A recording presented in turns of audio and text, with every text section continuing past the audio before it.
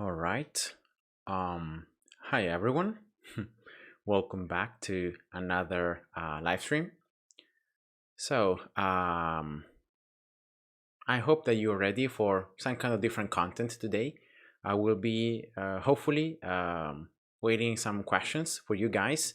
In the meantime, I have prepared, as you can see here from the screen, I found just on the internet these 10 objections that atheists or proponents from other religions present against Christianity as to try to undermine the truth of Christianity or to prove that the Bible is false or that Christianity is just another a religion that has many contradictions and that is not really true. As you guys know, I'm a Christian. I have pretty much since probably 2015, around that time, 2015, 16, I've been studying by myself both the Bible and also I've been reading some books regarding apologetics. So regarding how, as a Christian, I can defend what I believe. What are the premises of Christianity? What Christianity is really talking about? So what is the content of the things we believe as Christians, and be able to then defend our faith against anyone who might first of all ask questions or even maybe present some objections that can be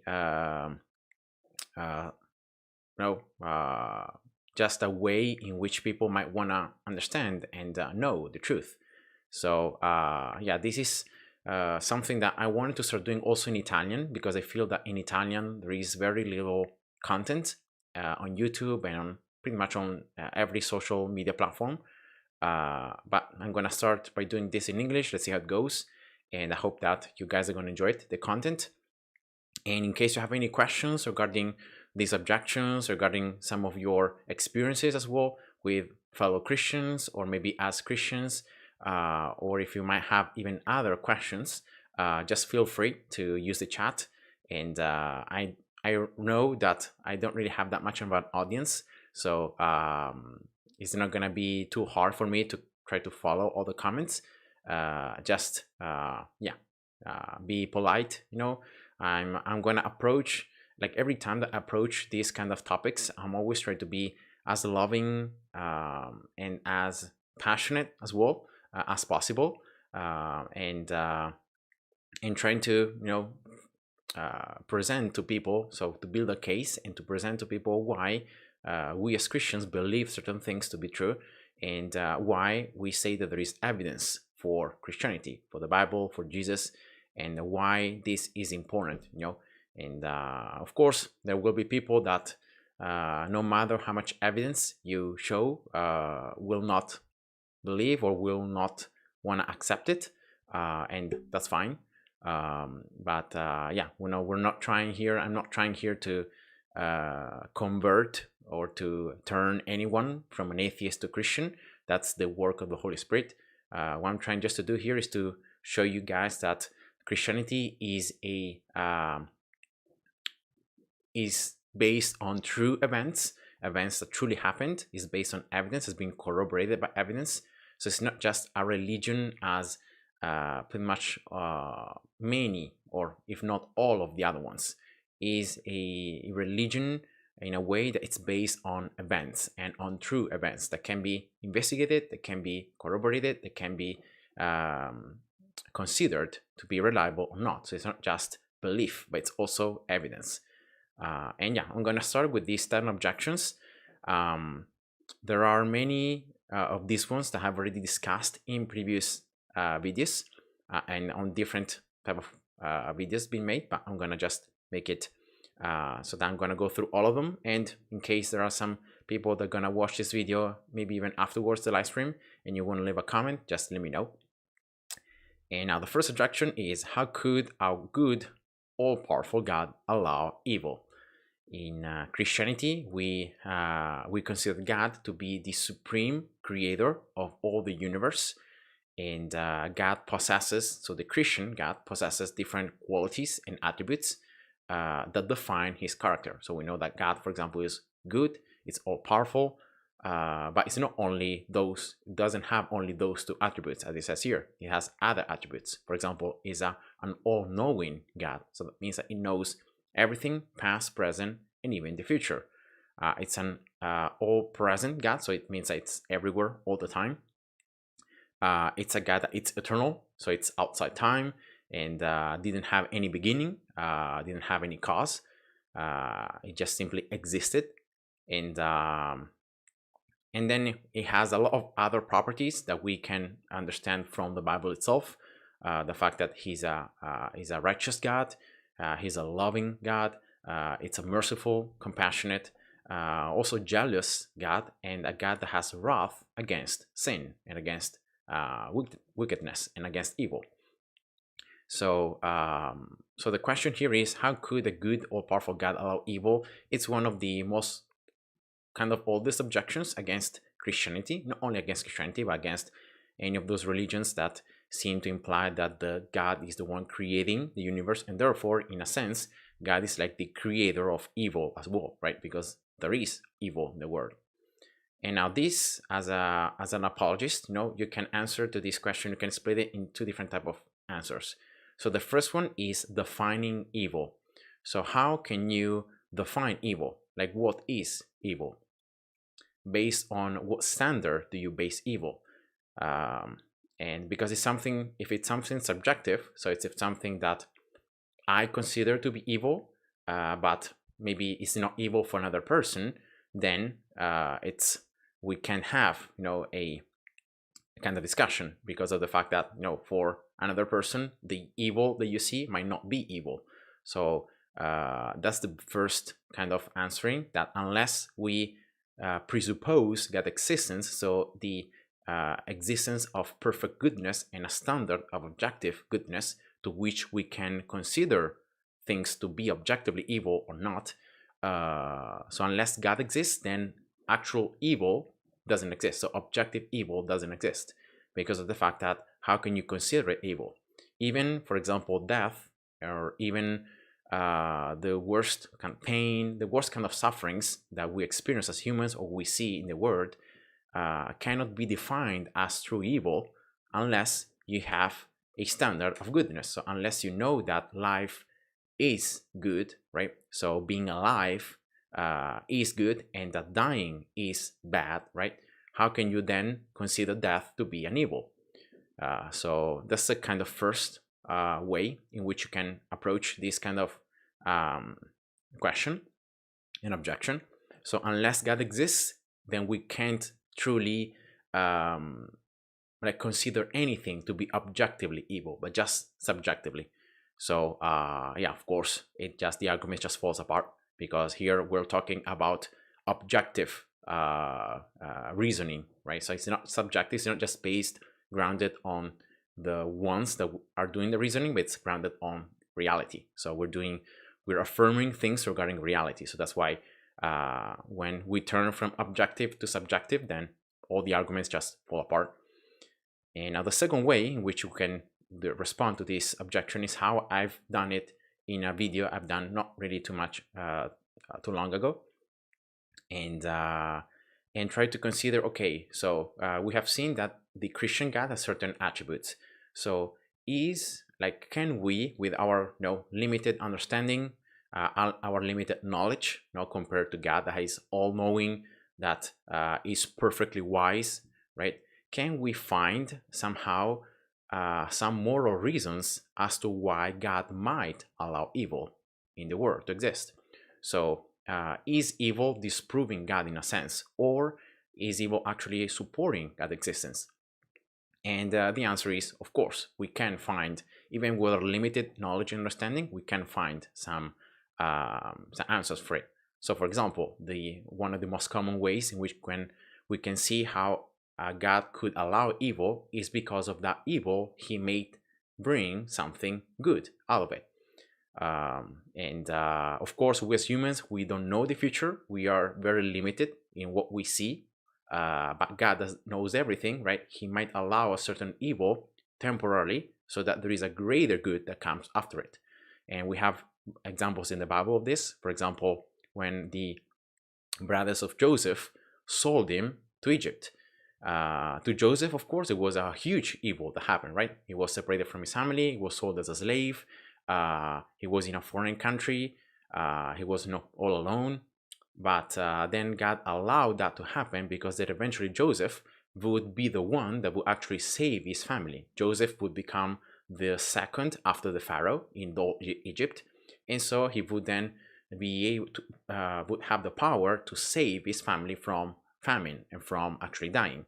So, and even Joseph himself said, look, the evil, I think it's in Genesis 50, the evil that you intended, God turned it for good. So God allowing evils to happen because there is a greater good that can come after it.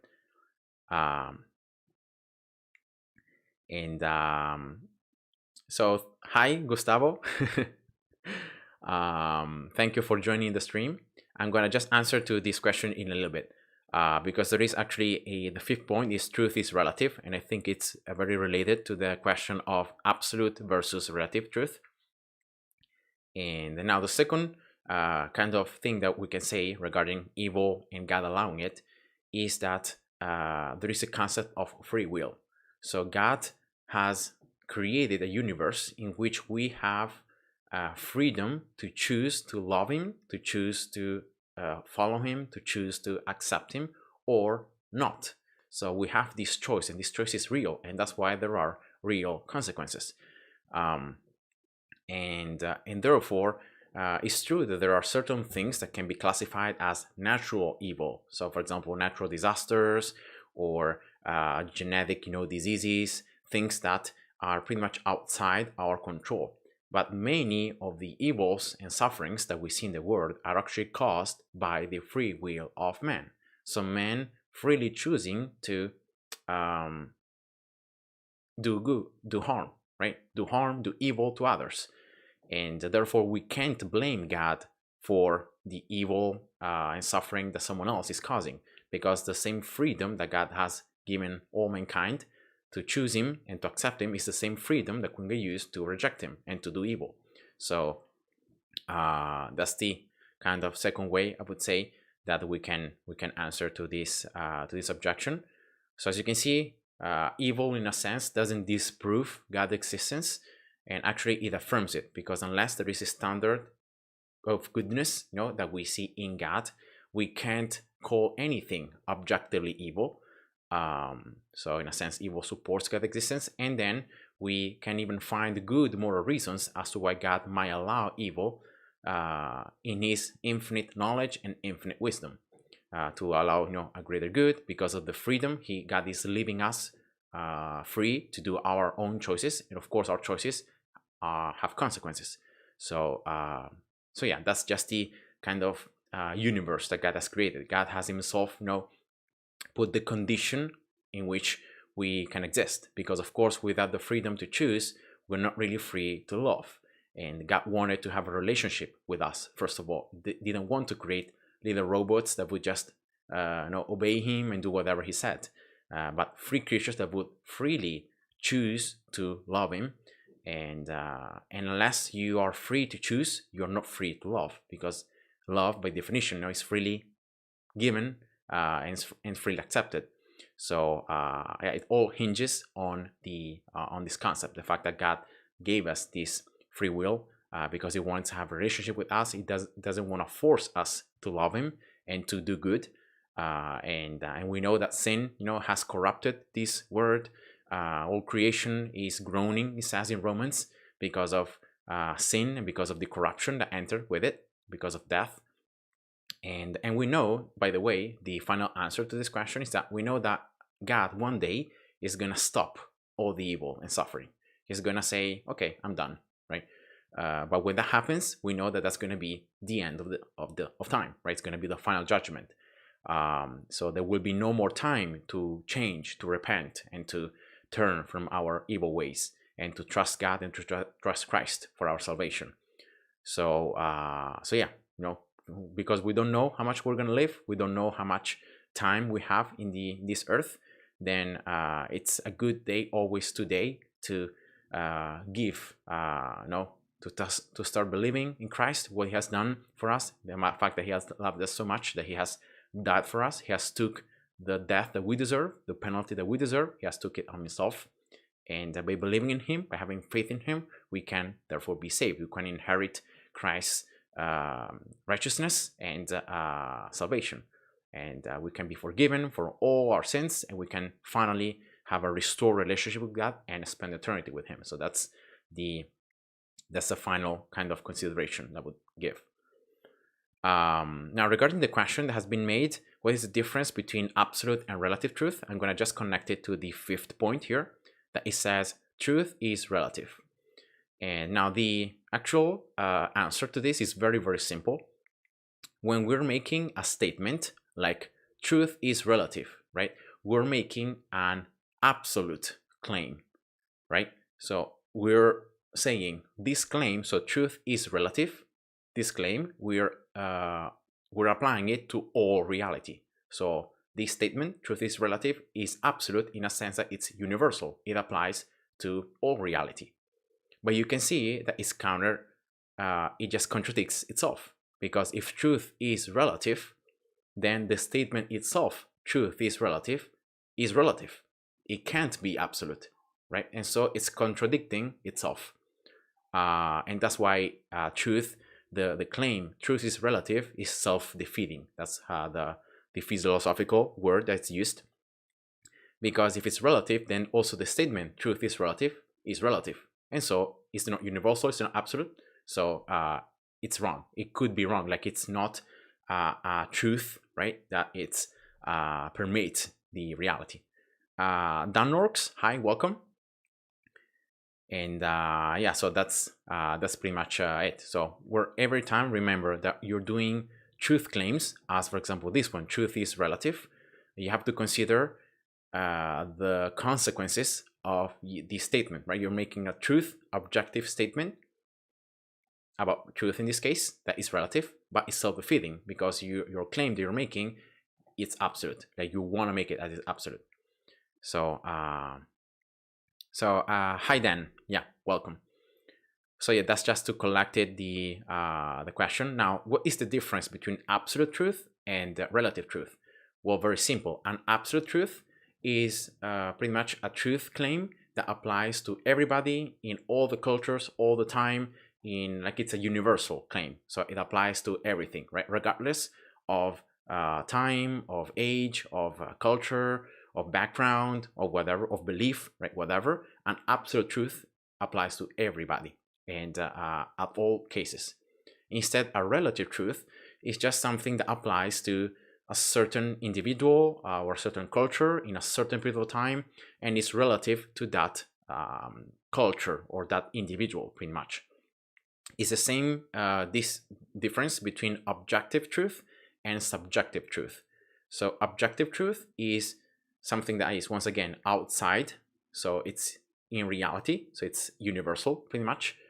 Instead, subjective is inside the subject, so this is truth for me, but it could be not for others. So yeah, that's just the difference here. So yeah, this is a very common objection. There is, truth is relative. So you say it's truth, but I just can't believe it. I don't believe it to be true.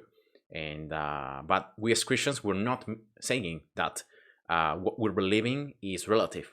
So it's just subjective. It just depends on us, on our perspective or our experience. Objective truth out there, and that there is evidence for it. So there are external things that are corroborating what we're saying to be true.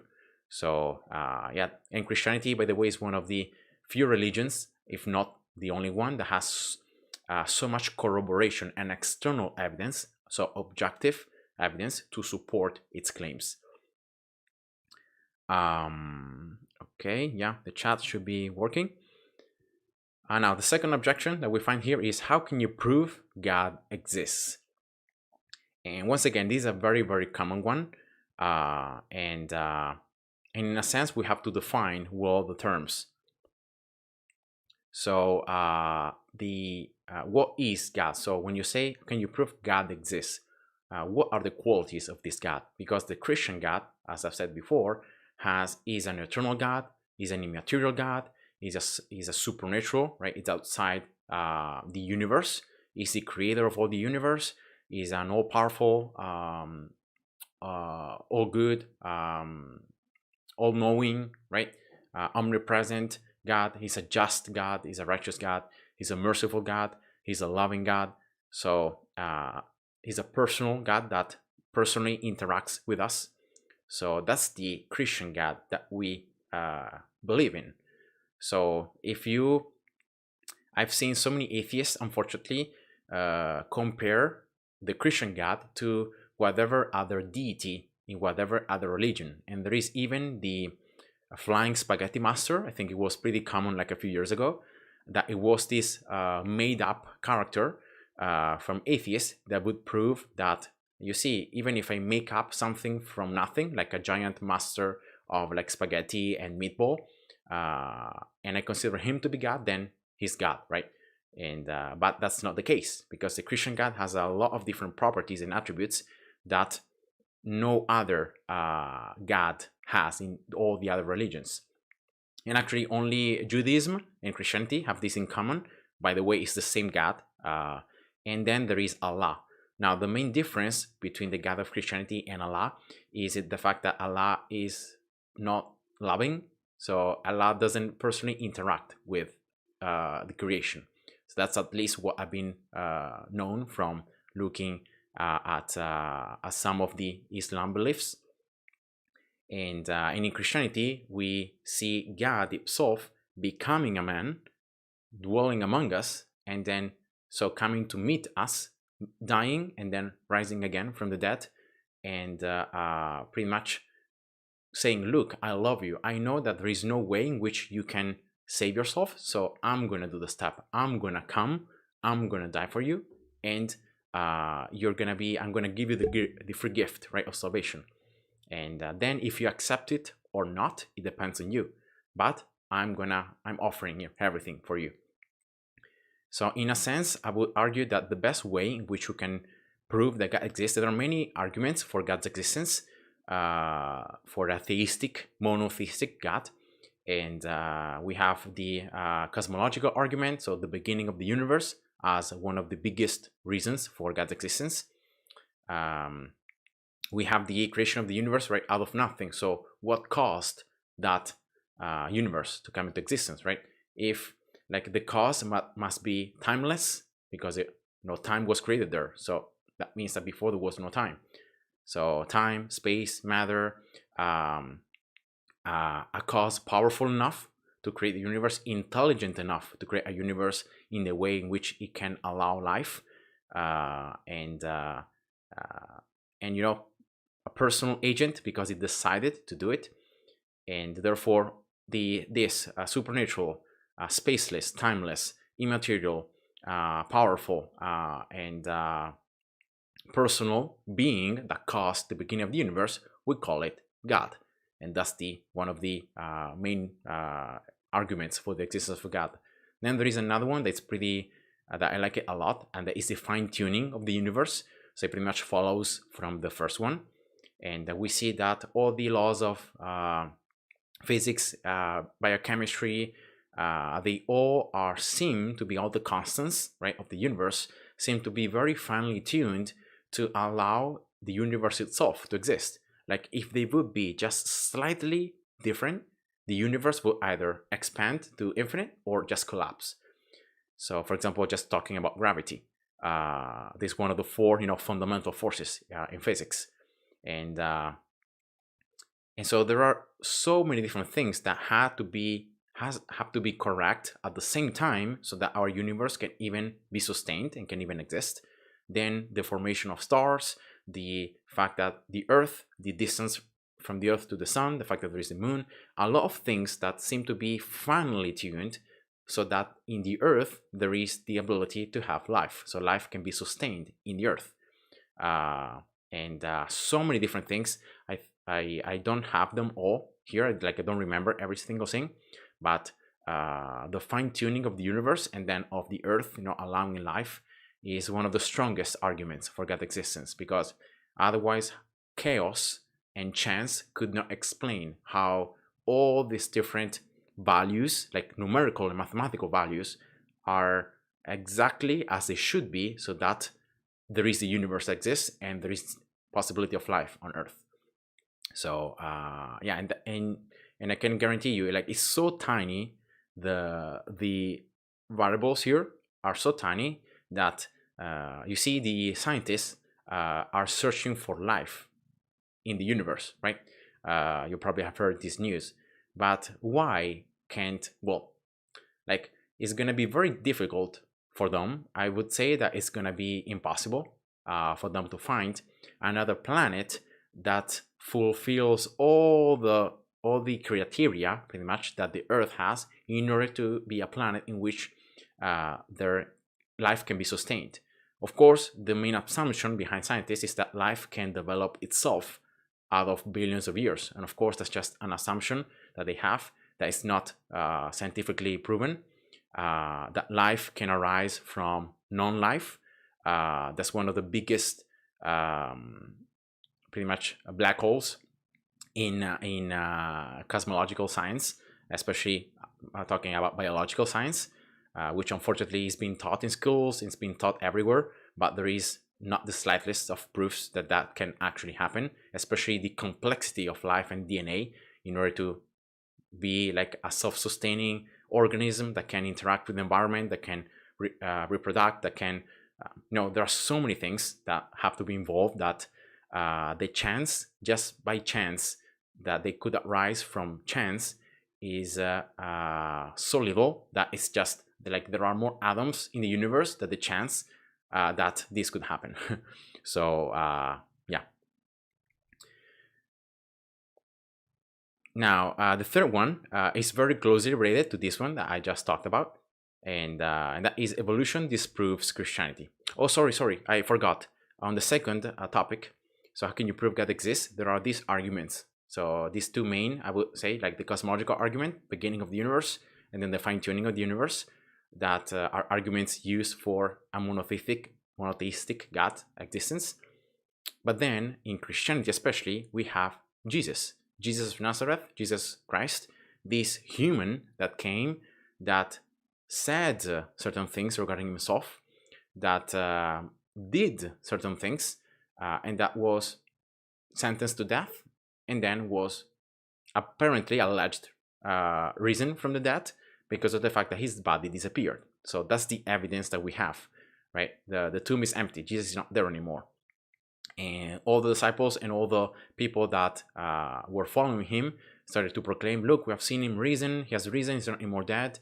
And they started to spread what we know as today is Christianity. And you see in the figure of Jesus pretty much admitting and saying, look, I am God. That God in the Old Testament, and that's where Judaism and Christianity come together. That God in the Old Testament, the God of Israel, I am He. I'm He. I'm come here. I'm come to save you. Like, I'm the Son, right, of God the Father, and we are one. And look, I'm proving you to be God. All the miracles, all the things I'm saying, and the ultimate proof, of course, is in its resurrection itself. We can argue about resurrection, possible alternatives for the resurrection. I think I have a video about that if you want to check it out. But all the alternatives being presented to explain the evidence that we have just do not hold up.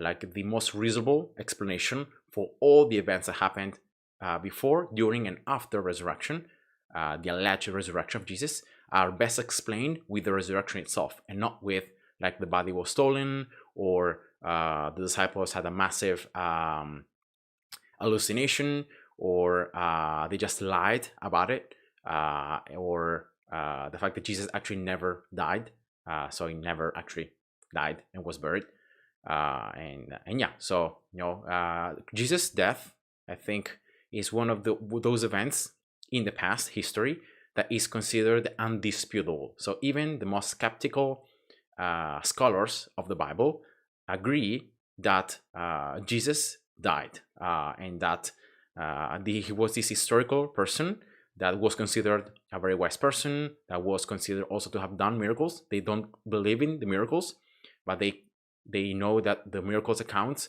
from Jesus arose very early, and that he died. That's the most certain thing, one of the most certain things that we have about the past, and that his body disappeared. The tomb was empty. So the question becomes, how can we explain this disappearance of the body and what happened afterwards? The fact that his disciples were so afraid, they were afraid that they would take them and kill them as well. So they were all, afraid and cowering in the houses. And then randomly, out of nowhere, pretty much, they started proclaiming that Jesus was risen. They had this complete change in terms of psychological effect, right? They started proclaiming Jesus everywhere. They started not caring about dying, about being persecuted anymore. They never changed story, right? If it was a conspiracy, but they never changed story. They died for those claims that they made about Jesus being risen. They never changed story. They never said, no, look, it's all a lie. No, we have made it up. They never did that. And each one of the disciples of the 12 died in many gruesome situations, being persecuted, incarcerated, and beaten and dead, pretty much, in many different parts. So they weren't even close to one another, right? They could support each other. So I think if we combine the main arguments for God's existence, and then in Christianity, especially the figure of Jesus Christ, then that's the most important pieces of evidence that altogether can help you to realize that God truly exists. So that's how I would answer the second point. Now, the third point is related to the fine-tuning argument that I said before. So evolution disproves Christianity. Now here, it's very important to ask this question, what do you mean by evolution? Because many times, there are many different definitions of evolution. For example, as a Christian, I've studied medicine, I've studied biochemistry, I've studied biology, and I know that what they call evolution is very simply a change over time, and the fact that as cells reproduce, there can be mistakes that happen, or when viruses infect, when other organisms infect, there could be the DNA could suffer changes, and these changes over time can cause a kind of variety of different phenotypical aspects of the organism, and so that's what's called microevolution. And so the methylation, the mistakes, the errors when the DNA is being duplicated that are remembered and are stick, those are the mutations, what's called mutation. All those things are proven, and I also believe in them, and I believe that many genetic diseases are actually caused by this process. This process is just a natural process that happens, that unfortunately, though, never actually creates anything new. So this process of microevolution, so the mutations and what's called natural selection, in reality is not creating anything new by itself. It's not creating new colors, it's not creating new features or new things that the cell can do that before it can't. Mutations always change what's already there. So a mutation can either hyper stimulate, so for example, it creates more proteins than what it should. A mutation can be silent, so it can be fixed, but it cannot create anything. Or a mutation can create a negative effect, so the protein is produced less or it's not produced. So that's pretty much the outcomes of different mutations on the DNA. And all of these categories, as you can see, they're not creating anything new, right? Because it's already a function, a protein that is already there, being coded, that it gets its function to be changed. Either there is too much of the protein, or there is too little, or there is not at all. So that's how it works. And this is not a positive effect, even if it could have a positive general effect. For example, a cell, the cases of a certain mutation and malaria that have been studied in Africa, that's one of the most common examples that they give of evolution. That, for example, there is this mutation of this protein. This protein is not able anymore to carry and to be like a on the other part of the cell to consent the transportation of molecules, right? And now the organism, I think is I don't remember the name of I think it's the plasmodium, right, of the malaria. But anyway, the organism that causes the malaria, because of this mutation, cannot anymore infect the cells, so it cannot get inside. And that's why these people that have this mutation, so that are losing the function of this protein, are immune to malaria. But that's not a positive evolution if you think about it. It's just the fact that you're losing this protein. You don't know which other functions you're losing because of this protein not working anymore, right? But this actually gives you a kind of resistance against, in this case, the malaria, or how the organism of the malaria just replicates itself. And yeah, so that's just one of the big, for example, issues that I saw when I was studying these subjects in my school, in medical school, and then what I studied afterwards in physical therapy, is exactly that microevolution cannot account for any new positive change over time of features, and even the creation of additional ones, right? And that's the main thing of evolution, because the main thing that evolution claims that happens is the macro evolution. So the fact that from minor and more simple organisms, over time, because of these mutations, because of these interactions with viruses or different DNA, the DNA was able and pretty much started to create these new proteins, right? Started to code these new proteins that allowed that simple organism to slowly, over time, over billions of years, to become something completely different. So a bacteria becoming, I don't know, a pluricellular organism in the sea, that then became something more complex, that then became something more complex, then it became something like a fish, that then it became something like an amphibian, and then the amphibian became something like a frog, and then the frog became, and so on. So you have all these steps that lead towards all the different type of animals that we have today. But that's unfortunately, that's not true, and there is zero evidence for it. And there is zero evidence based on what we know how microevolution works. So how mutations work, and how the DNA change over time works. And there is just no proof to say that a DNA with enough mutations can then make you do the jump of species, right? So make the bacteria become something else.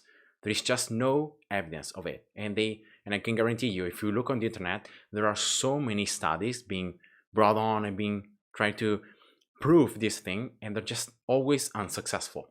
All the experiments I have done on bacteria, yes, the bacteria became larger, the bacteria became more resistant to drugs, the bacteria became, I don't know, whatever, but they always stayed bacteria, even after millions and millions and millions of these cycles that the bacteria have. So, and all these changes that the bacteria have, for example, the fact that a bacteria becomes drug resistant is not because it develops a resistance out of nothing, right? Because of just this mutation, but it's because some proteins that were used by the drug to kill the bacteria, because they're mutated, they don't work anymore. And that's why the drug cannot act and kill the bacteria.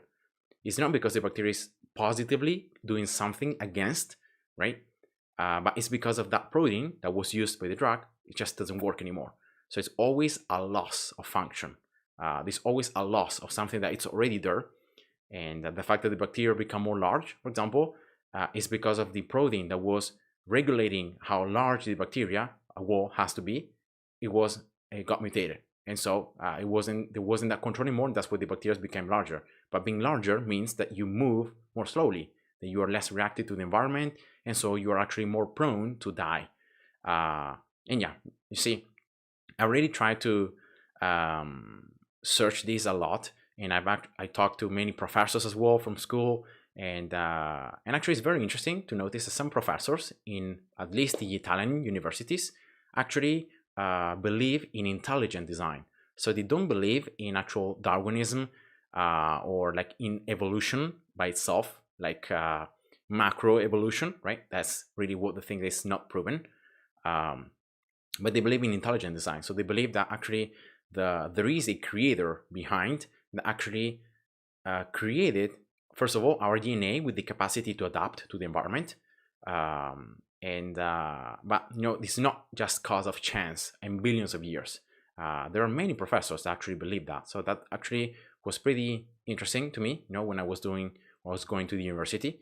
I don't know how is the situation on other universities in Italy or even in the world, but it's very nice to see that some even like very bright people, once you start really analyzing these things, they really speak to you, right? Because you start realizing, well, but if evolution, right, if natural processes can't account for all the diversity of animals that we have today, all the different species, then how did they came to be? Because if we look around, they're here, right?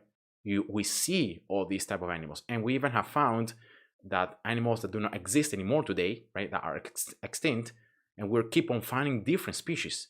So how is it possible that all these different species arose if these natural processes cannot even account for this diversity? And see, all these little things, it's not just one thing, but many different little pieces of evidence all grouped together. That's what makes you understand that microevolution is true, so it exists. Macroevolution, it doesn't. It's not proven. There is nothing that proves. And also there is no proof that microevolution can lead to the acquire of new information in the DNA, but actually always a loss of function. And therefore, evolution doesn't disprove Christianity in any kind of way, because we believe that God created the heavens and the earth. God created mankind. God created the animals, the plants, everything. All living organisms were created by God, and He's an intelligent creator, and He created everything with that capacity to adapt to the environment, to different temperatures, and that's why even our skin color as humans is proves how our DNA has the capacity to adapt to different environments, right? People that live very close to the poles, they tend to have a brighter skin. Instead, people that live close to the equator, that's what it's called, right? They instead have a darker tone of skin. Because of what? Because of different means as our bodies protect itself from the sun, so from the UV rays, and that's it. So all the different, you see all the different subspecies in the animals, all that is just a proof of how magnificent God creation is, and how God allowed us and allow like DNA and living organisms to have the ability to adapt. Even though, remember, our the world is corrupted by sin. It's being contaminated, and yeah, mutations happen, and you can see many genetic diseases are caused by mutations and by natural processes, and we age and we die as we get older, right? Because of these processes, because of our cells, just by duplicating over and over and over, they start accumulating too many of these mistakes. They start aging, and well, at a certain point, they just can't bear it anymore. And that's how we age, and that's how we end up dying. And yeah, so there is no way evolution disproves Christianity. That's just false. Miracles are not possible, so Christianity is false. And now this is an objection that is called begging the question. So in this case, the assumption made is that miracles are not possible, and because in Christianity there are miracles that are being reported, then necessarily it means that Christianity is false. But that's all based on the assumption that miracles are not possible. And now, if miracles are not possible is wrong, so miracles are possible, then Christianity could be true. So yeah, that's just kind of the answer here. So we're assuming miracles to be not possible to conclude that Christianity is false. But yeah, it's just circular reasoning. And now, are miracles possible? Miracles, by definition, like at least in the Christian worldview, is when something supernatural happens. So something against what the common laws of nature happen. So for example, if we look at the Bible, the creation of the universe is the first miracle, because God, out of nothing, created everything. So that's the first miracle, right? And so the question becomes, are miracles possible? Now, remember, we have tried to show that it's very reasonable that God exists because evil exists, because there is the cosmological argument, because of the universe at the beginning, because of the fine-tuning of the universe, because of the figure, the historical figure of Jesus Christ. So we have seen that it's very reasonable that God exists. We cannot affirm it 100% sure. We cannot be like 100% sure that we know. No, we're getting very close, but it's the most reasonable explanation for the universe and how our reality is. And so in the Christian worldview, because of the same universe that exists, then miracles are possible, because the first miracle has already occurred. The fact that God created everything out of nothing. And therefore, miracles are not possible. It's a very materialistic claim. And again, exactly as we Christians, we can't know for sure that God exists, like with 100% certainty, right? And therefore, at the same time, a materialistic person cannot say with certainty 100% that miracles are not possible. And so, this again doesn't really prove that Christianity is false. And yeah. Now, the Foley, hi, welcome. Welcome to the stream. So it says here, in my opinion, this macro evolution you just talked about cannot be scientifically proven because it processes. No, wait, because it.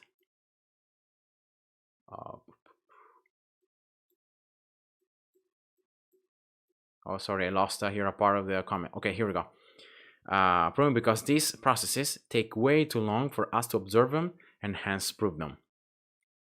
Yeah, that's one of the big reasons like scientists try to say, okay, look, this is a process that takes billions of years. So we in the laboratory, even if we take the bacteria, right, we can't in any way hope to observe changeable orders or changes so that it justifies our claim. And that's exactly the reason why in my opinion, like it shouldn't be taught as if has been already scientifically proven. But that's exactly what all the textbooks of biology do, right? They affirm evolution, so macroevolution, changing from species, from lowered and more simple organism to more complex one. They affirm it to be true as a fact, as something that has been proven, or something that has been found evidence for it. But in reality, there is just not. And that's why it's just no, I don't know. They should at least be more honest and say, look, we're not sure that this is how it happens, but no, this is how it could. So no, at least saying it to be like that. But unfortunately, also the thing that of billions of years, for example, if we give enough time, then we will be able to reach to the results that we want, or we're gonna be able to explain everything in a naturalistic way. I think it's kind of a faith statement, right? In a sense. So scientists, when they say, okay, no, we don't know how, but if we give a lot of time, then it's very likely that. But just because you give billions of years, it doesn't make it to become any more certain or any truer, right? And for example, for the fine-tuning of the universe, I've actually seen a study that it says that the chance of just a singular, very basic protein to arise by natural processes. So if we have just hydrogen, oxygen, nitrogen, and carbon, so the four basic elements, for organic chemistry, and if we just leave them all together, like the chance that a very simple protein, so we're not talking even about a DNA, about a living organism that can actually interact with the environment, that has a metabolism, that has the ability to replicate. We're just talking about a very simple protein. The chance of it arising by just natural processes is 1/2 to the 104. And that's like 10, sorry, 1 over 10 to the 104 or something like that. So like, it's such a small number that even if you add billions of years, it's still very remotely likely that's going to happen. And we're talking just about a very small, singular, and simple protein. We're not even talking about a living organism. And all different things have to be together, right? In order for an organism to be living, DNA that can replicate, metabolism, interaction with DNA, all that stuff with the environment outside, the ability to move, to adapt to what's happening outside, all these things have to happen at once. You can't put them as bricks, right, one after the other, and then hopefully you're going to have something that's going to work, because that just is not how biochemistry works, and that's not how living organisms works.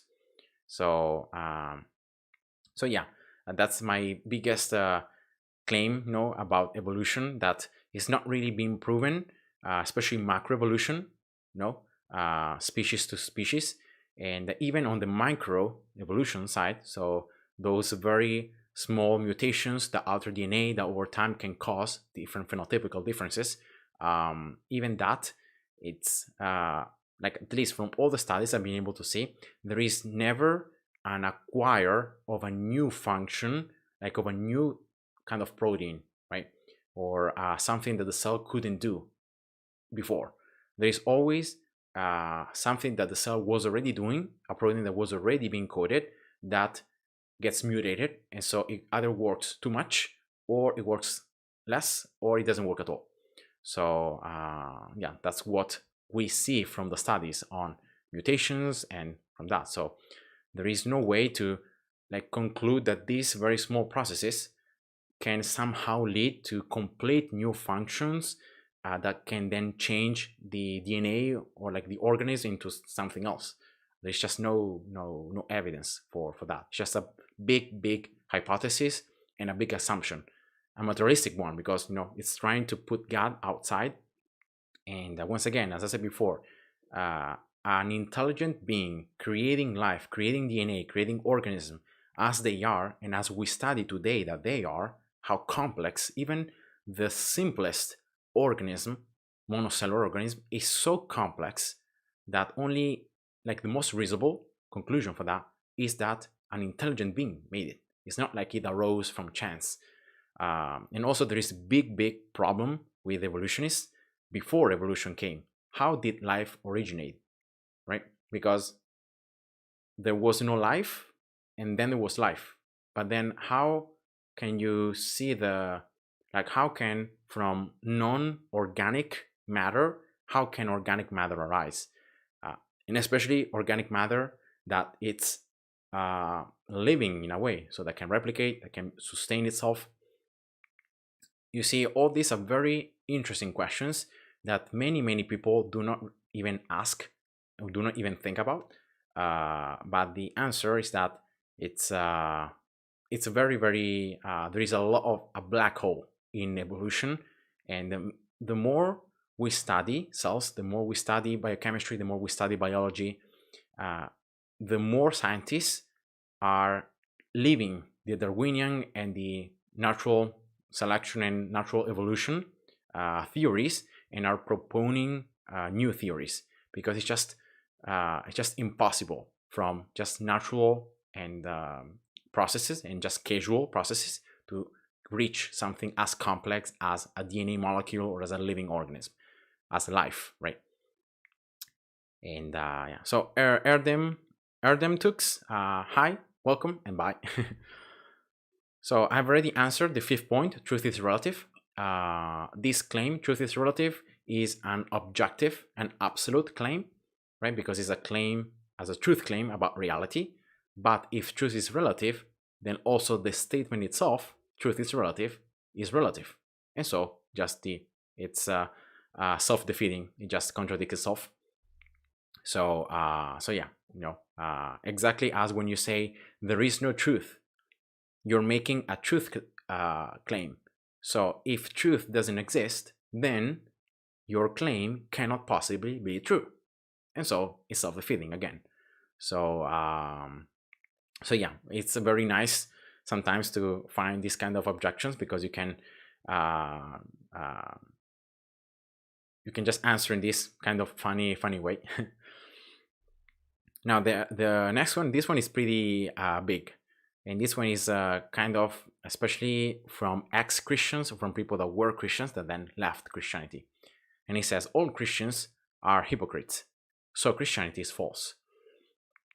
Now here we have to make two distinctions. Now, first of all Christians are hypocrites is, again, a general statement, and I'm pretty sure that even though some Christians, or even many Christians, are hypocrites, it doesn't mean that all Christians are hypocrites. Now, even if we would admit that all Christians are hypocrites, that doesn't necessarily follow that Christianity is false. That Christianity itself, so the core of Christianity, is true. There is no way to link the two things. Now, the fall, thanks for answering. Even though I believe in evolution, I can understand your point of view. Yeah, I hope I challenged a little bit your belief in evolution. I hope that you can really start searching more about these topics, and search on the internet, read textbooks, and try to really go deep, because I know that because it's something that's taught from when we're very little, sometimes it's something that we start believing by default. Like we don't even question it. We don't even question that it could be false, right? So I really hope that this could at least I don't know, maybe cause you to have more curiosity about some alternative explanations, and the fact that evolution is not as factual as it seems to be taught or to be written around. So yeah, I hope you enjoyed. It's very likely that some of the things I say, for example, the numbers that I gave before of that protein, might not be exactly accurate. It could be that they're not as that, but the concept is that that it's just so very not likely that by just natural processes, even a single very simple protein can arise. It's just, that's the concept. So don't believe everything I say because I say it. Always check it. Always check on the internet and see for yourself. I'm really hoping that this can make you just to think about different things and consider that Christianity is not disproven in any way by evolution. Even if we could consider, okay, let's say that God could have made it in a way that animals evolved over time. Would that disprove Christianity? Would that prove that God doesn't exist, or that Jesus didn't came, or that Jesus didn't die and rose again? No. So again, it doesn't really disprove Christianity, even if it's actually everything true. So yeah, I hope you have something to think about. So now going back to all Christians are hypocrites, so Christianity is false. These two premises, like the premise, doesn't necessarily follow of the statement. So even if we could concede that all Christians are hypocrites, that wouldn't necessarily mean that Christianity is false. It's just that we as humans are not being good Christians. That's the only natural kind of explication that could be made, but not that Christianity by itself at its core is false. And again, I know that unfortunately there are many Christians that do not represent in a good way, in a good light, Christianity. There are many Christians who are either hypocrites because they proclaim to be Christians, so to be living at a standard, with a moral standard, to be following God, to be disciples of, to be followers of Jesus, right? To be trying to obey the Bible, what the Bible teaches, and what God is commanding, and then they're acting in a completely different way. And unfortunately, we have even in the Bible examples of religious people that consider themselves to be right, to be, yes, we are the chosen people of God, we have the law, we have everything, right? We are self-righteous in a way, but they were hypocrites. And Jesus was the first one actually that pointed to their hypocrisy, saying, look, you appear on the outside to be so devout or to do so many things, but inside, you're corrupt, you're evil. And so Jesus was the first actually that spoke against hypocrisy. So it's true that unfortunately there are some Christians that are hypocrites, but definitely not all Christians are hypocrites. And again, Christianity, it's not made false. It's not made true or false based on how Christians behave, right? Christians behaving well or behaving bad doesn't make Christianity true or false. It's just denotes either the good will of the Christian or the bad will of the Christian. So yeah, it doesn't say anything about Christianity itself and about its claims. So yeah, we as Christians, we should really try to have a better testimony to the people, to others, and to really live the life that Jesus taught us and that the Bible teaches. We should really try to live it out and be honest. Know that we are humans. We make mistakes. We sin as well. It's not like a Christian is perfect or that he will never stumble, will never fall. We're not saying that. And if there is a Christian that affirms that, is not a true Christian. So yeah, we're humans like everybody else. We're not better than non-Christians. We're not better. We just have believed in God. We have believed in Jesus. We have accepted what Jesus has done for us, and we're very simply living it out and trying to be more and more like Jesus every day. We're gonna fall, we're gonna fail, but the true Christian is someone that gets up, asks for forgiveness, and keeps on going and keeps on the race, as the Bible says. Now, the next question is, how could a loving God send people to hell? And now this is a very common one as well, very common objection. And again, we have to define well, what is God? What is the God that we're talking about? Because if we're talking just about only loving God, then of course it could be seen that if I really love someone, I do not wish to harm them, right? I wouldn't want them to suffer any harm. And so yeah, but then, as I said before at the beginning, the God, the Christian God, is not an only loving God. He's also a holy God. He's also an eternal God. He's a righteous God. And he's a God that cannot stand sin and evil and wickedness. So a loving God, and God, as I said before, has given us the free will. We are free to accept him, to love him, and to have a relationship with him. And therefore, with this freedom to obey him or to reject him, to do good or to do evil, then our choices have real consequences. And that's a very basic thing that we find throughout the whole Bible. And so it's not like God is sending as if it's bringing and is forcing people into hell. That's not what Christians believe. But God, very simply, God, because of his love, he lets us choose if we're gonna love him, if we're gonna accept him, if we're gonna receive him or not. And if we don't believe in him, if we reject him, if we rebel against him, then why should he force those people to be with him, right? That would be not loving. And therefore, God doesn't sell anyone to hell. It's we who decide to voluntarily go to hell. And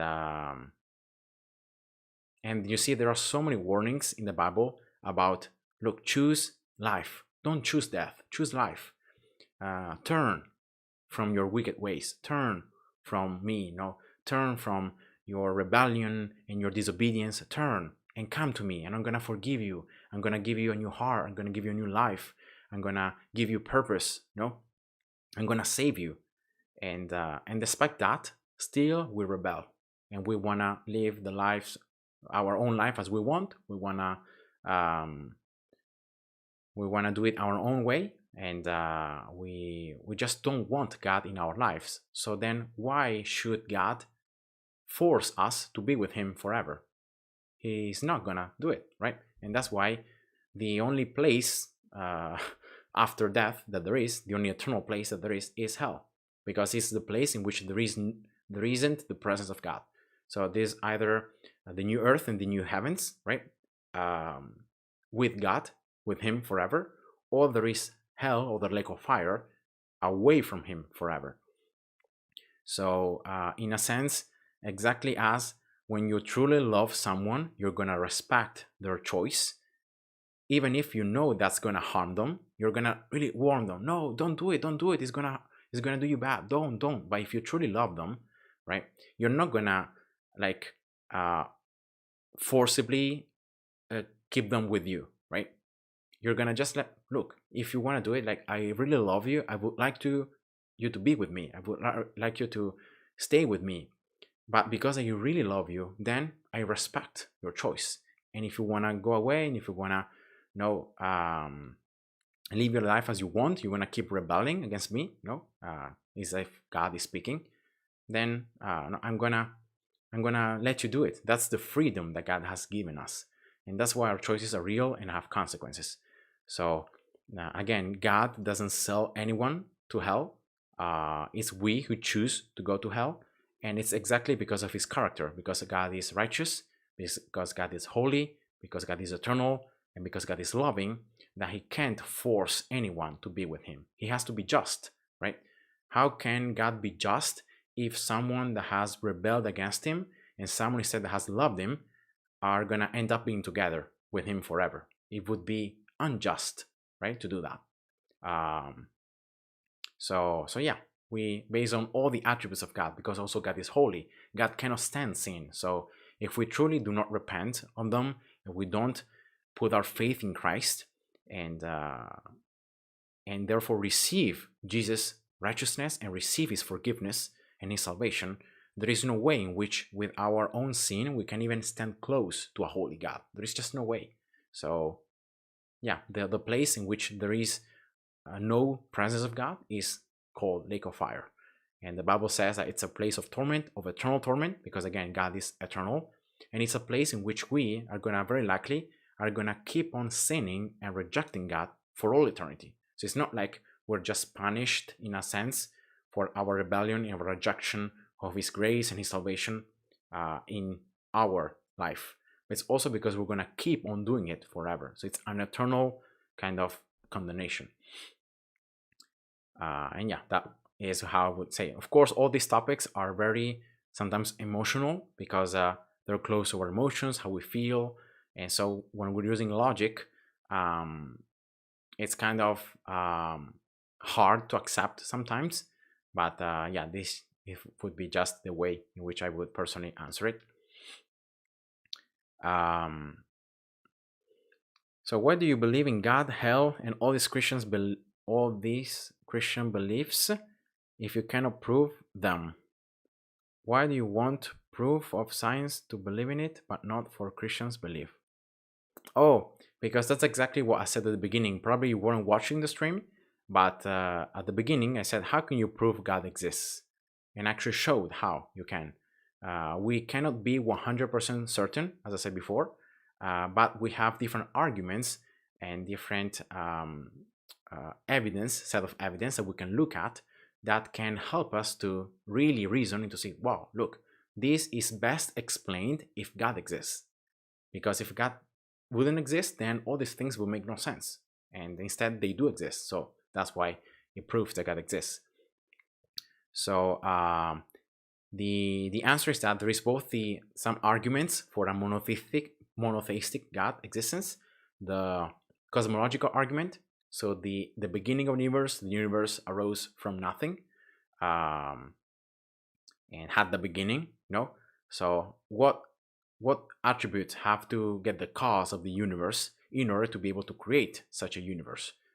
And because it must be a cause that is timeless, immaterial, spaceless, then a powerful, personal, moral cause, then that's all the attributes, and that's what we call God. So yeah, that's one of the main arguments for God's existence.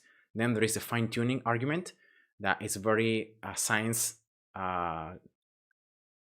related, and that is all the parameters in all the laws of physics that regulate the universe are all very finely tuned to allow first of all the universe to exist. For example, gravity, the force of gravity, if the g, that is pretty much the constant of gravitation, if you see it has a lot of numbers after, so it's a sequence of numbers. I don't know if it's infinite, but it's pretty long. And now if those numbers, if it would change just one of the numbers on the constant, then gravity would be too little, so the universe would just expand infinitely and there would be no life allowed.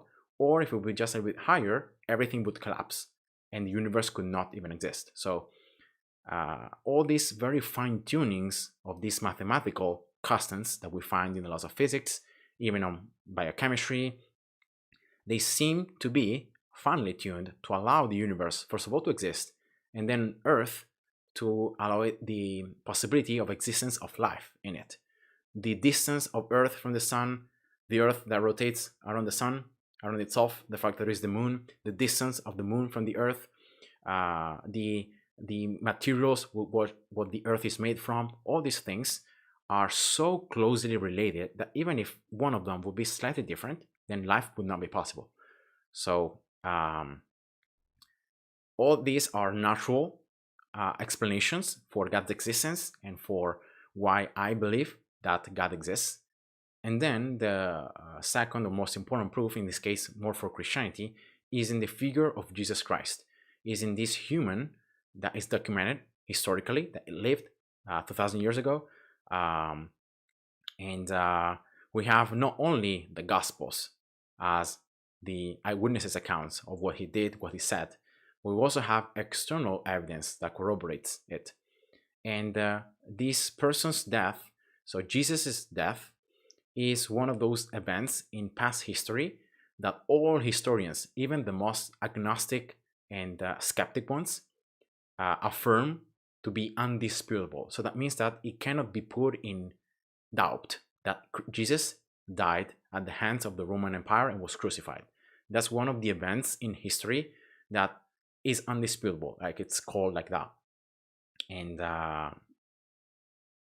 then we have his body disappearing from the tomb. And as I said before, the fact that we have to come up with explanations. Okay, so the evidence shows that there is no more body in the tomb.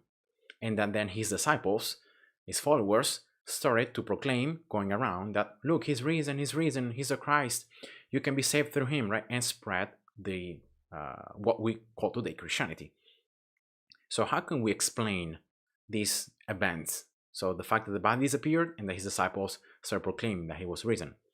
We have different hypotheses. We have, of course, the actual resurrection, and that Jesus appeared to his disciples, and that he commanded them to spread the gospel and so on. Then we have the hallucination theory. We have the fact that the disciples stole the body and they hid it, and then they invented the lie, the conspiracy about Jesus being resurrected when he didn't actually. Those two I think are the most common ones. And there's a third one that says that Jesus didn't die, wasn't even buried, and that's why he was alive afterwards. But again, this just contradicts the fact that we have so many accounts, even non-Christian ones, that say that Jesus was crucified and was condemned to death. So that's just why I believe that God exists, because Jesus affirmed the God of the Old Testament, and that's where Judaism and Christianity come along. And Jesus proved to be God, especially if he truly resurrected, which is the most reasonable explanation for all the events that happened, including the disciples' change of attitude. They were afraid, and then suddenly they started proclaiming, going in the streets, not caring about dying, about being persecuted, never changing the story, never saying, look, it's a lie, no, we lied, it's not true. They never did that. They died in many different places around the world at that time. No one ever changed story. So all these things, these pieces of evidence that help us to understand that Jesus truly rose from the dead. Then we have all the corroborations for the Gospels themselves. all the additional archaeological corroboration of what the Gospels teach, what the Bible teaches, events even in the Old Testament. So yeah, all these things have helped me personally as a Christian to know that what I believe is not simply a belief. Like, it's not just I'm saying, look, I believe that God exists in terms of I have this belief without any evidence. I believe that God exists because I have evidence. Like, I believe because of the evidence, not despite the evidence. So that's a big difference. So my faith is a forensic faith. So it's a faith grounded on all the evidence and all the facts that help me to understand that Christianity is based on true events. So Christianity is true. So that's why I believe it. It's not like I believe it to be true out of my own personal experiences or ideas. And yeah, that's just my answer to that. Even in our planet, if you change some little detail, life would not be possible.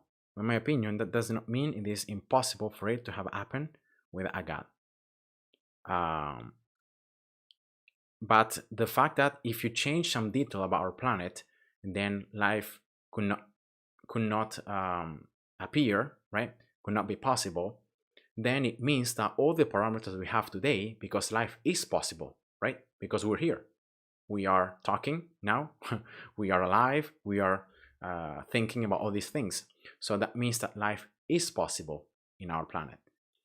And therefore, the question becomes, if life is possible, that means that all these variables they seem to be all fine-tuned, right, in order to allow life to exist. Because otherwise, like, it would be very likely to have a planet that doesn't support life. That's the default thing. So the fact that our planet is able to support life, it means that it's a special planet. Like, there is something special or fine-tuned about it that allows life. And that's fine-tuning is what we call God, the fact that he designed it to be this way.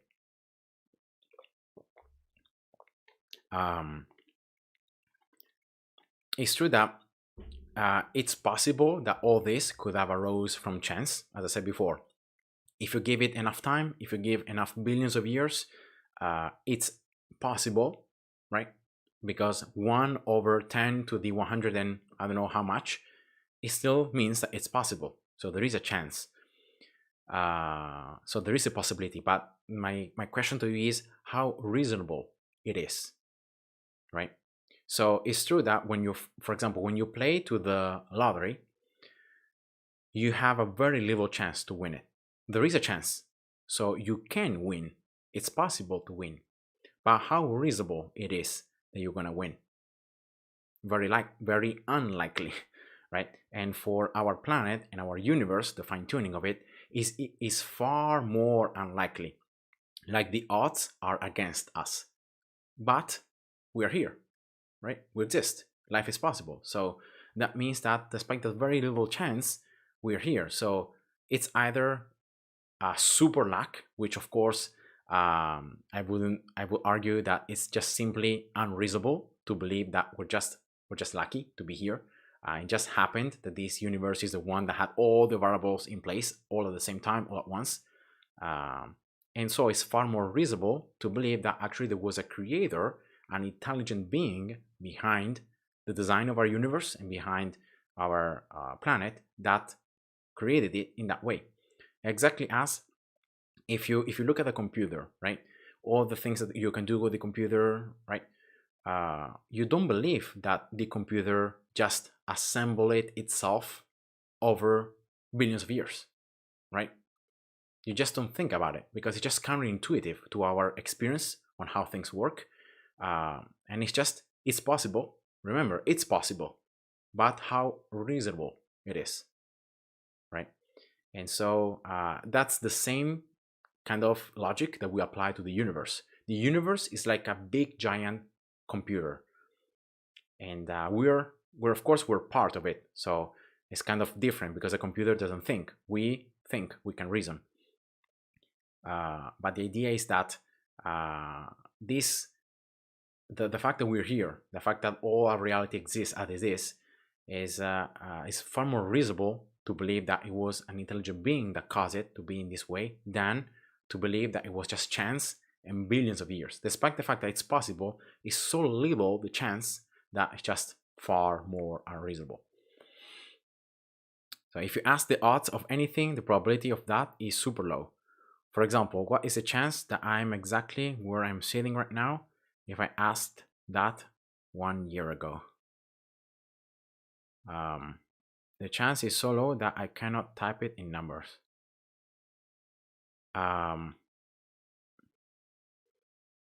Yeah, but in this case, you are an active agent. Like you reason, you think, and you take decisions. So you can decide to sit on one chair or to sit on the other. When we're talking about the natural processes that created our Earth or the universe, we're talking about forces that are impersonal. They don't think, they don't reason, they don't arrange themselves in the best way possible. They just happen to arrange themselves, right? So that's what naturalistic, materialistic the explanations are. So like it's not the same. So probability is something that helps us a lot because if you like when you're doing statistics, if your probability that you're gonna have success in something like it's 50%, that means that in like you have one chance on two to make it, right? So yeah, it's pretty decent, right? Imagine if that chance was 90%. Well, that means that now 9 times out of 10 you're gonna make it. So it's far more likely that you're gonna make it. If you have instead one 10% chance, that means that only 1 times over 10 you make it. Of course, we don't think, like we don't apply probabilities to our lives, but we constantly use probabilities. For example, when you're using Google Maps to go to one place or to the other, you're actually using probabilities because you're calculating, okay, so this road is this amount of time and this amount of distance. If I take this other one though, it's gonna take this other one, so what's gonna take me there faster? And you're starting to use probability to think, okay, here is faster, but there is also this part that I remember where it's narrow, there's a little of danger, right? So you start calculating probabilities, what's safer, what's faster, and then you come up to the best answer possible based on what you know to achieve that the thing. And we could do it constantly. We're just not thinking about it, but we use statistics, probability, we use it all the time. And yeah, so that's why I believe that we can think about it, because when we're talking about naturalistic explanations, as I said before, these are immaterial, impersonal forces that can't think, that can't reason. So if we can somehow understand that the chance of all our universe to be as it is today is so little, right, that is far more likely that it wouldn't exist, then it means that if it does exist, then that's a huge proof that there is kind of someone behind it, right?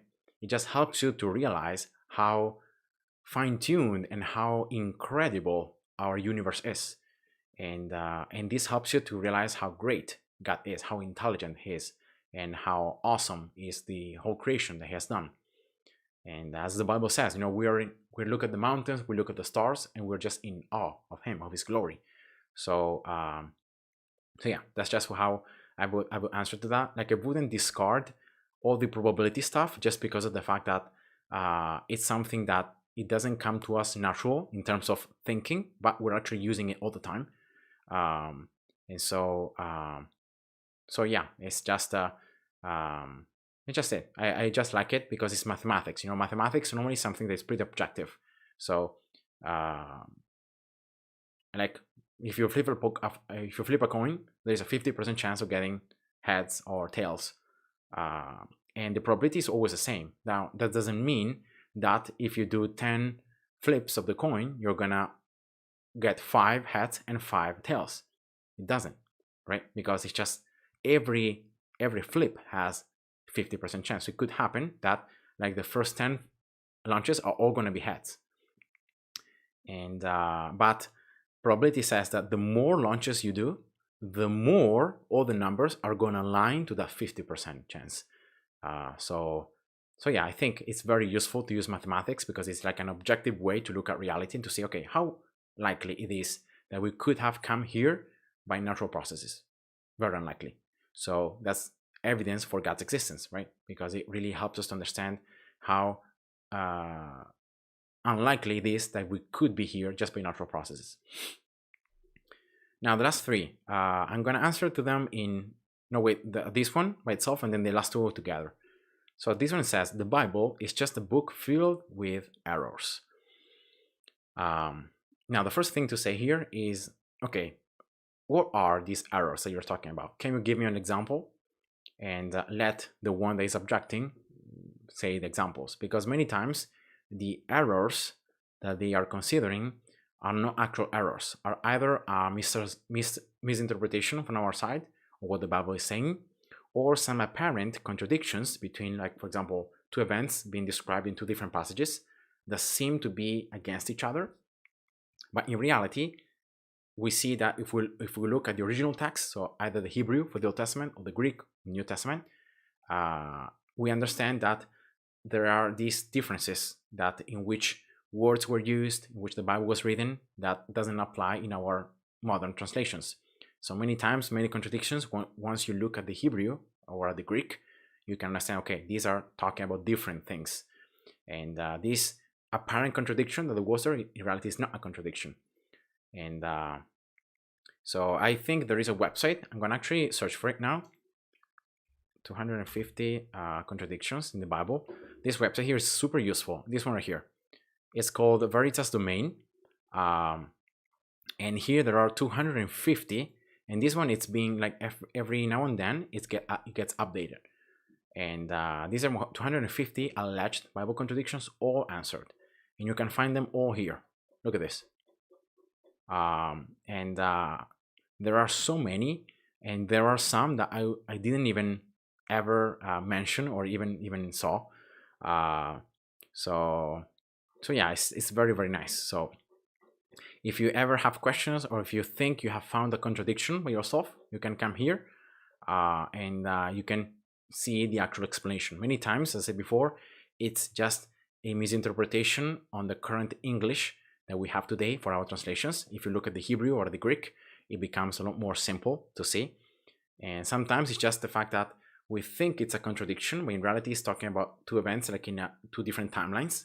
And or sometimes also the context is missing. So there are many things that were done in that time that are different from today. And so we don't fully understand them. So yeah, I would say that the Bible is not filled with errors. There are some things that could be classified as maybe things that I don't know how to say it. Have not been proven to be true. So some events or some things that have not been proven to be true, like they haven't found yet, like the archaeological things to prove it. And there were many things in the Gospels as well that weren't proved, but in the recent years they have been proven. Like archaeology have been, for example, they have found bases, or they have found parts of the city in which it affirmed like names or places that are narrated in the Bible that were thought to be just mythological and that didn't really exist, but in reality they do exist. So the Bible, it's a very ancient book. It has been written by several authors during several centuries. So don't expect to understand everything from the Bible, especially if you read it from a modern mindset. So yeah, and the Bible is not just a book. The Bible, we as Christians, we believe that the Bible, it's the inspired revelation of God to humankind, to the Israelites first, the Old Testament, and then through Jesus and through the apostles, through the entire world, through the entire Gentiles, so Jews and Gentiles.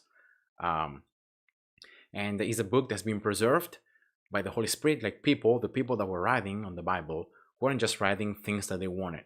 They were being inspired by the Holy Spirit. And it was like God was telling them, look, you have to write this. And the Bible is one of the books that throughout centuries, people against Christians have always tried to destroy. Like the Bible is one of the few books that has always been trying to be destroyed, to be burned. Every single copies, they want to just make it disappear, but all the time these attempts have been unsuccessful. And the Bible is the bestseller in the world. So it's the book that has been most sold since ancient time. The first book that was ever printed when print was created was the Bible, was the Gospel of John, actually, by Gutenberg. And the Bible is the book that is most translated in the world. So it has the highest amount of languages that it's available on. It's the most famous book of the world. So above every book that you can find or you can think about, the Bible is 10 times more famous. So yeah, just the impact that this book has. And remember, just the New Testament has even 20,000 manuscripts from it, different manuscripts.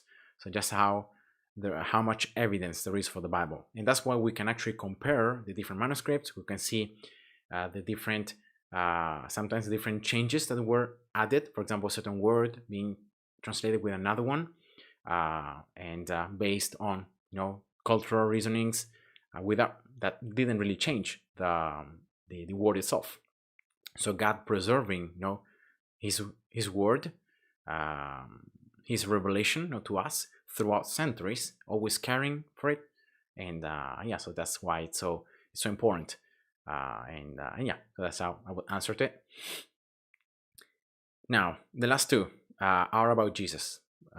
Jesus was just a man, and then the time one is Jesus can't be the only way.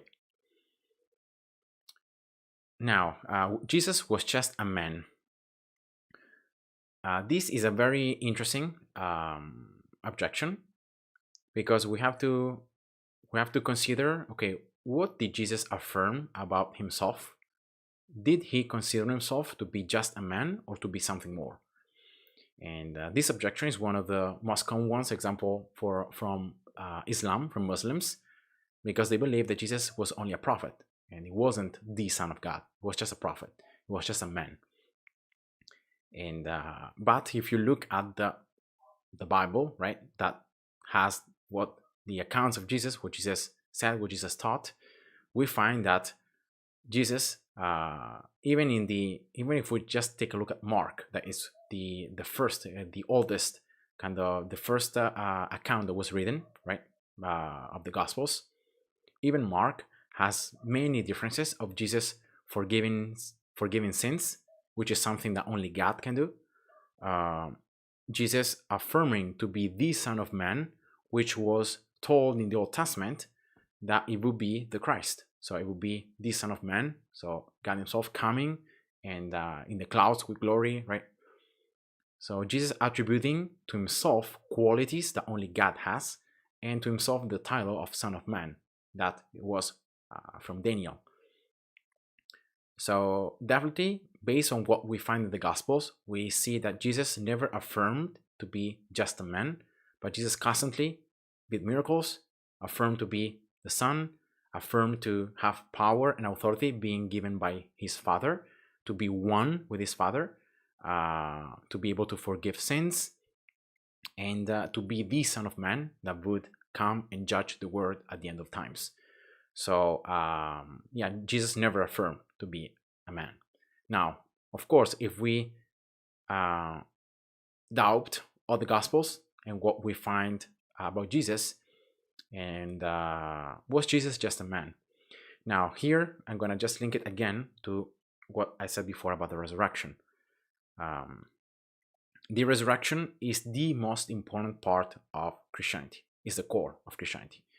As Paul says in, I think it's 1 Corinthians, if Jesus didn't rise from the dead, then our faith is useless.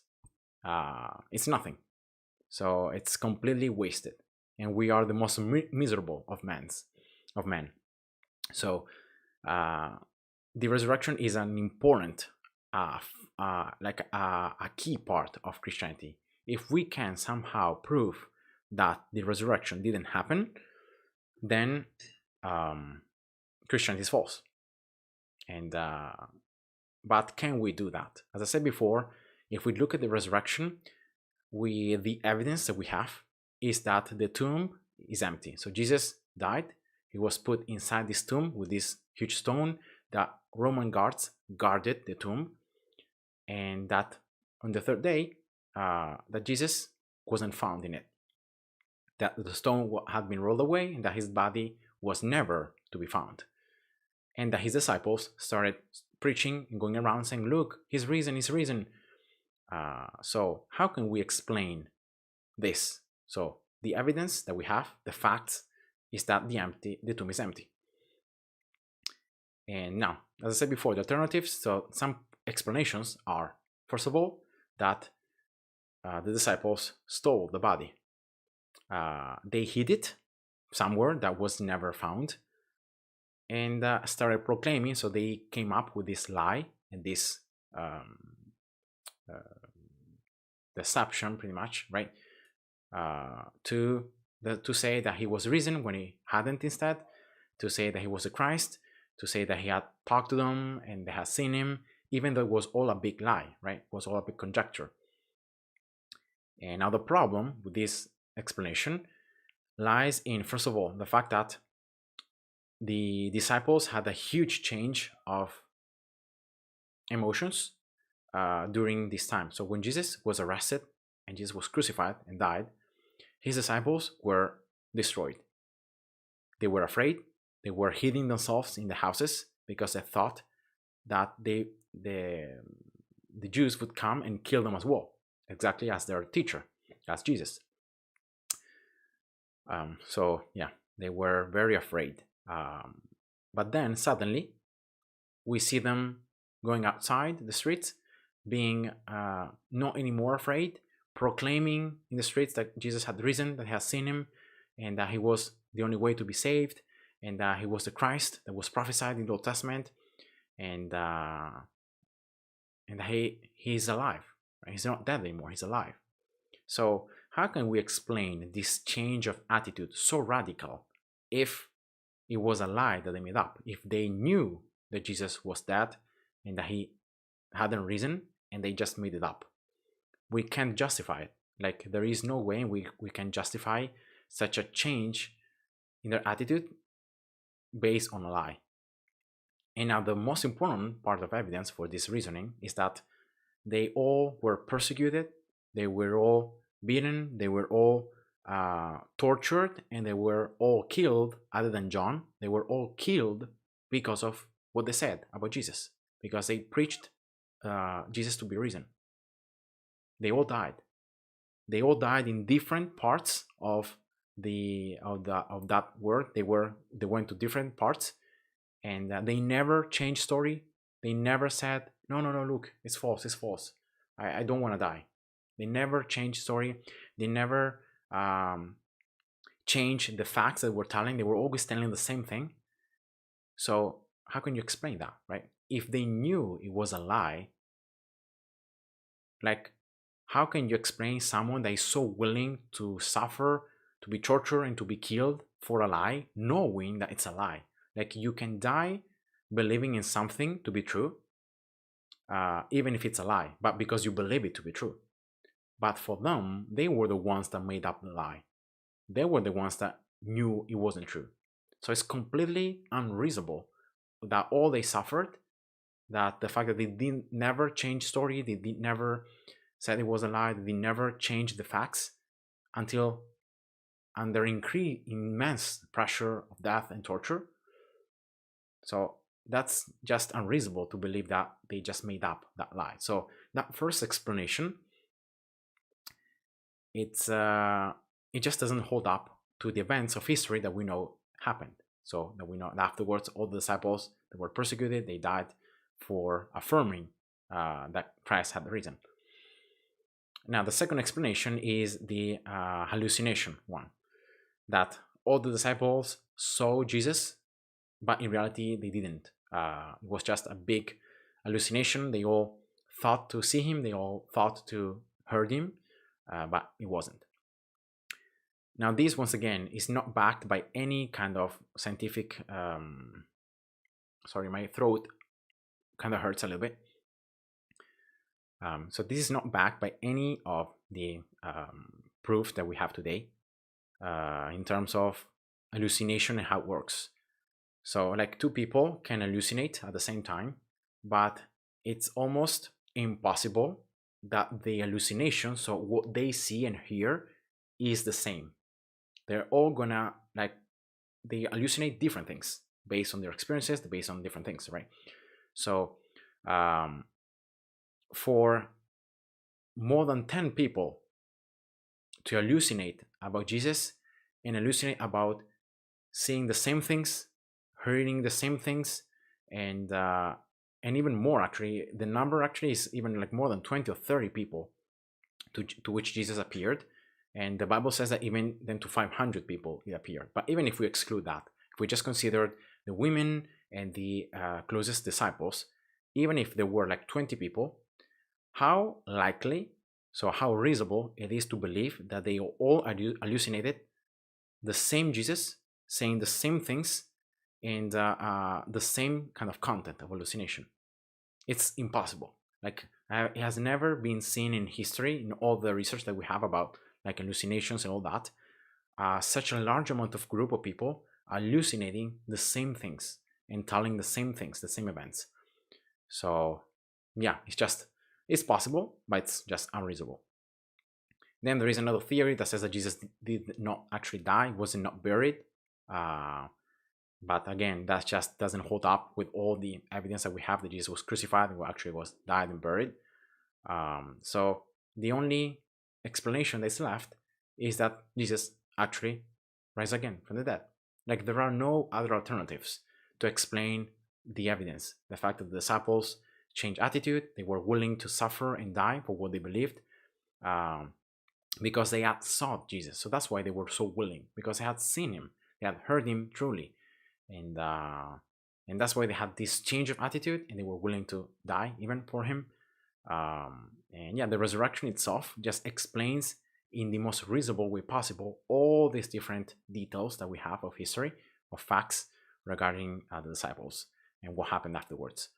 So yeah, that's why I take as that's why I believe in Christianity, because it's true. Like, all these things, of course, they cannot be proven 100%, because you can never do that for anything, not even things in our current day. But there are so many little pieces of evidence that when you put them all together, they all speak volumes about the truth of Christianity. And now the last one that says Jesus can't be the only way. Jesus affirmed himself to be, I am the way, the truth, and the life. No one comes to the Father except through me. And then also John 3:16 that says, for God so loved the world that he sent his only begotten Son, so that whoever believes in him shall not perish, but shall have everlasting life. And now these are just two verses, but there are so many other verses when we see that Jesus is the only way in which we can be saved. He's the only way. There is no other way in which we can be saved. And now this objection here that says Jesus can't be the only way, I would like to hear the person that's doing this objection. Like, what do you mean? Why can't he be the only way? Like, what reasons do you have to believe that Jesus can't be the only way, right? And because Jesus clearly affirmed to be the only way to God and the only way to be saved. He said it. So if we are talking about Christianity, what Christianity teaches that Jesus is the only way. Now, there are some branches of Christianity that unfortunately are like they're not truly Christianity, but they talk themselves to be Christianity. That say, for example, that Jesus is not the only way, that Jesus is not God. They deny the deity of Jesus. They deny the fact Jesus was the Son of God. They deny the fact that Jesus is the only way to salvation. They deny so many core things about Christianity that are cults, or like these are anti-Christian, anti-Christ kind of beliefs. They are not even Christian. So Christianity clearly affirms that the Bible clearly teaches that Jesus is the only way. There is no other way in which we can be saved, as Peter says in Acts. So Jesus taught it, in the other verses is studied, and yeah, he is the only sacrifice that could be offered for us so that we could be reconciled to God. He's the only way. So there is no salvation apart from Jesus. There is no way to God. There is no way to salvation with our own efforts, with our own things, with other religions, in other kind of, with other good works, or with other good deeds or other things. There is no other way other than Christ. Jesus is the only way. So yeah, that's just it. So yeah, that's it. That's my take for these 10 objections. Thank you guys for the comments. I hope you enjoyed it. I have really, I don't know why, maybe I was too passionate, but I feel my throat a little bit tired. Maybe I also talked too much. But yeah, I hope you guys enjoyed it. Thanks for watching. Also, thanks for all the people that are gonna watch. Oh, sorry, there is another question here. I have another question. Why do you believe in the Christian God and not in the others from other religions? I'm gonna just show it to you. I made not too long ago, I made a video. Yeah, here, where I discussed the attributes of God, of the true God. So the Christian God, right, has some attributes, and again, we have to believe that. I'm gonna just put it here on the screen so you can see it. Yeah, here we go. You should be able to see it now. This is a video I made. Now, the Christian God is a God that has certain attributes and qualities that we do not find in any of the other religious figures or deities in all the other religions. And I also put here some verses, but yeah, this one is without verses, but it's the same. So, eternal, infinite, self-existing, has an origin, immutable, never changes, self-sufficient, has no needs, immaterial, outside the universe, supernatural, omnipotent, so all-powerful, omniscient, all-knowing, and perfectly wise, outside time, omnipresent, always everywhere, and then good, the standard of goodness, the objective standard of goodness. Then we have some more attributes that we can conclude from what the Bible teaches. For example, faithful, truth, He's just and righteous, merciful and compassionate, gracious and forgiving, loving, holy, jealous, wrath against sin, evil and wickedness, glorious, the one true God. Then he's the God, the creator, perfectly moral, logical, and there are even more. And then I listed at the bottom, personal, because he's a personal being. God wants to have a relationship with that, wants to relate with us. It's not like a distant God that's there in the heavens. It doesn't care about us. That's not the Christian God. There is 3 persons in one, very important for the concept of the Trinity. And now why I believe that the Christian God is the true God, like other than the other religions. Not just because all these attributes explain best our reality, not just because of that, but because of the fact that this God, so the Christian God, became a man, entered into our world and history, and dwelt among us in the person of Jesus Christ. So once again, we come to Jesus. That's why Jesus is so important. Again, Jesus, look here. I'm going to just read here because I think it's just best. Jesus did not identify himself as a prophet, pointing to God, or as a teacher of enlightenment. Rather, Jesus claimed to be God in human form. He performed miracles, forgave people of their sin, and said that anyone who believed in him would have eternal life. So just consider those claims. That's huge, right? Followers of Jesus regard the Bible as God's written message to humankind. In addition to being a historical record of Jesus' life and miracles, the Bible reveals his personality, his love and truth, and how one can know and relate to God as you could a friend. And then lastly, Jesus is our Savior, the Messiah who was prophesied by all the prophets of the Old Testament in the Bible. We believe that Jesus Christ, out of love for us, paid for the sin of all humanity by dying on a cross. 3 days later, he rose from the dead as he promised, proving his deity. So why the Christian God over the other gods? Because we have proof of this God existing, not just in the cosmological argument, fine-tuning argument, but in the person of Jesus Christ. That's the proof that we have, because Jesus affirmed the God of the New Testament. Jesus affirmed to be God.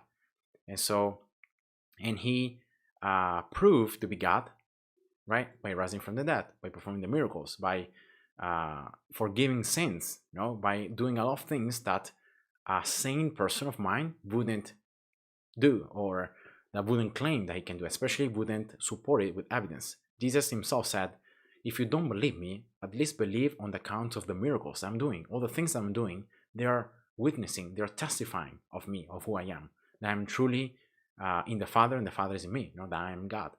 So yeah, that's the main reason why I believe in the Christian God. Not just because of the fact that the true God, like the Christian God, has these attributes that set it apart from all the other deities, but especially in the person of Jesus. He is the biggest evidence for God's existence. His historicity, what he said, what he did, and the fact that he rose from the dead. So yeah, that's just my answer to that. And yeah, all the other religions, if you look at them, have those gods, they are all in some way very human, very killable, very limited, right?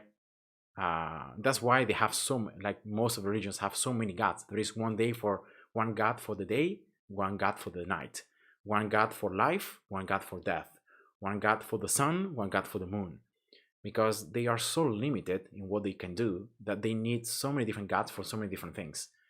And in Christianity instead, there is just this one God that says, look, I'm the creator of everything. I'm eternal, I'm outside time, I'm all-knowing. And so like it's a far different God from all the others that we have in all the other religions.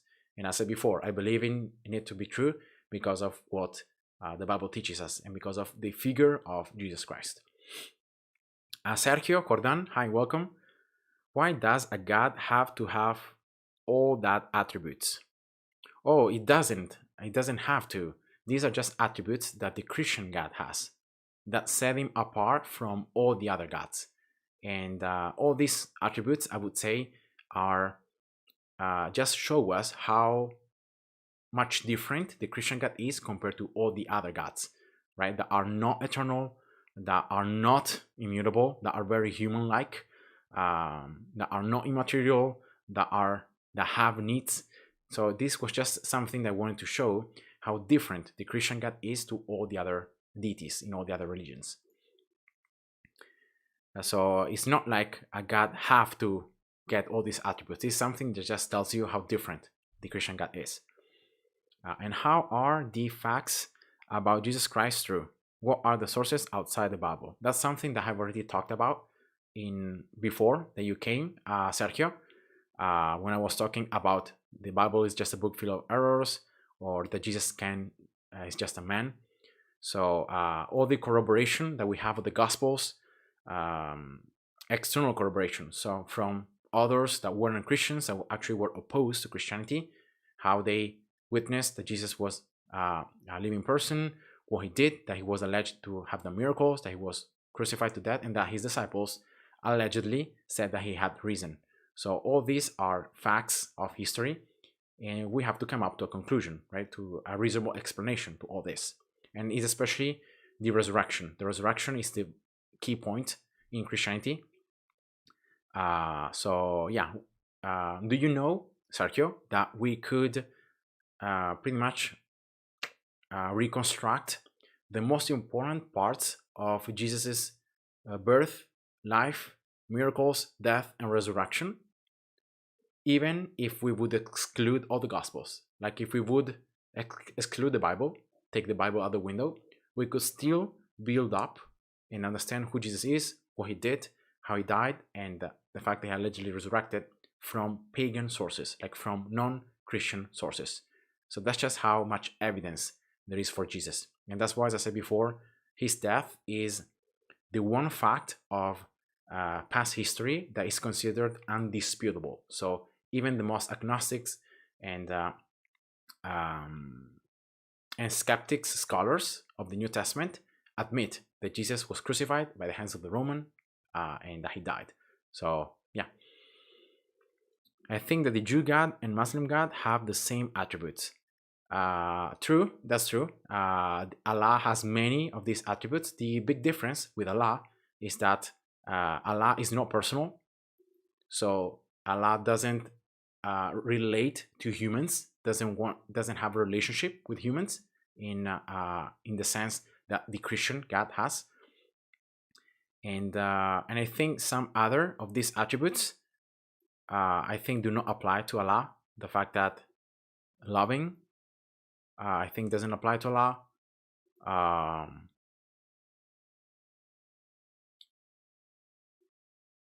And that he defines himself to be the one true God as well. And then again, that we don't have any proof of Allah becoming a man and proving himself to exist and to be God in the person of a man. Instead, on Christianity, we have Jesus. So that's those are the biggest differences between like Allah and the Christian God. So yeah, Allah, as I said before, the Islam is one of the few, actually it's the only big monotheistic religion in which the God has many of these attributes. But there are some that are different, and especially the personal thing, the relationship, that the fact that we can know God, we can relate to him, and the fact that God became a man and dwelt among us. And that's one big difference between like Allah and the Christian God. So yeah, I hope you guys enjoyed the stream. Thanks for all the questions. I hope I'm gonna have more time maybe in the future to do this kind of live streams. I also wanted to start doing stuff like that, like this, but in Italian, because I feel like there isn't enough content in Italian on like Christian apologetics. So yeah, again, thanks for watching. God bless you. I really hope that this was something that allowed you to at least think about what you believe, think about these issues, these kind of objections of Christianity. I hope that I was able to see that none of these objections in any sense are true, right? And that they are disproving Christianity, or they're proving that Christianity is wrong. And yeah, I hope that you were able to maybe put your own beliefs, to challenge your own beliefs, and to start to study maybe a little bit more Christianity and why it's true, and all the evidence that there is for Christianity. So yeah, once again, I hope you guys enjoyed. Really, thanks for watching. God bless you, and I'll see ya. Bye bye.